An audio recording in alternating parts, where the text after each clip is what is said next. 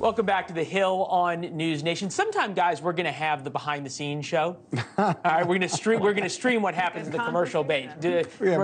Yeah, we have more time. New Senate report is uncovering more details about significant intelligence failures leading up to the January 6th riots by several federal security agencies. The report by the chairman of the Senate Homeland Security Committee uncovers fresh information about the volume of warnings regarding a potential threat to the Capitol, warnings not acted on by the FBI and the Department of Homeland Security's intelligence arm. At a fundamental level, the agencies failed to fulfill their mission and connect the public and non-public information they received, saying, according to the report. Joining us now, Republican on that committee, Kansas Senator Roger Marshall. All right. Have we learned from all this, you think?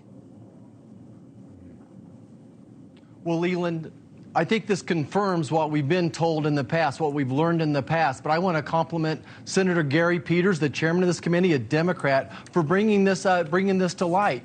This really gets us to the ultimate question: is why did Speaker Pelosi shut everything down when her own sergeant of arms asked her to beef things up for that date? But there was significant intelligence that suggested there was going to be violence on that day. President Trump asked for more troops, but Nancy Pelosi shot it down. Again, disruption, corruption at the highest level in the FBI. It's a sad day for America.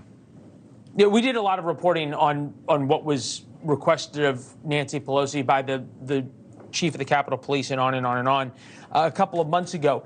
I guess this would be the question. Do you think this was intentional, that they in some way wanted this to happen, or it was one of those things that they viewed it as politically helpful if things got out of hand? Was this incompetence or conspiracy?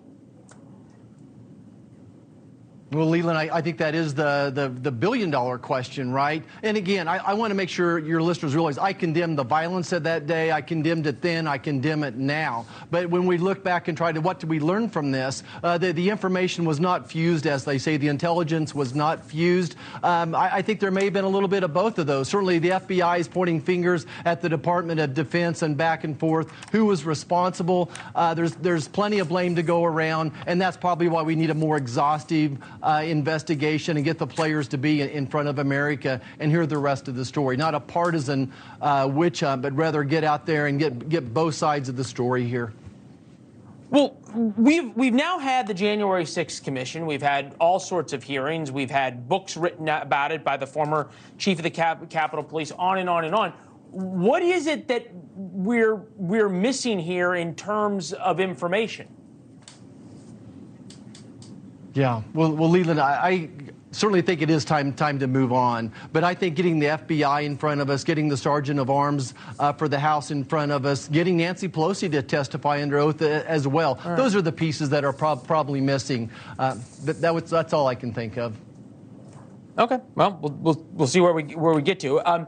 Speaking of things that we haven't gotten in any way to the bottom of, I mean, we've obviously spent a lot more time investigating January 6th than we have the origins of COVID-19. Quote, the IC committee continues to assess that this information neither supports nor refutes either hypothesis of the pandemic's origins, because the researchers' symptoms could have been caused by a number of diseases and some of the symptoms that were not consistent with COVID-19. That's talking about the fact that the first 3 cases of COVID were likely 3 scientists inside the lab that studies coronaviruses and makes them more deadly.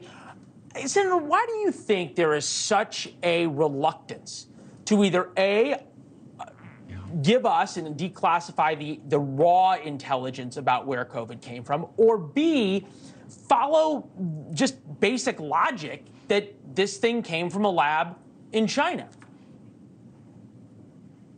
Right. So I agree with your whole premise there. And remember why this is important. This is important because over 1 million Americans died from this virus. There's probably another 15 to 20 million people still out there with long COVID. So we need to figure out where this virus came from. Did it come from nature, or did it come from a laboratory? And there's a preponderance of evidence that would suggest that this virus came from a laboratory.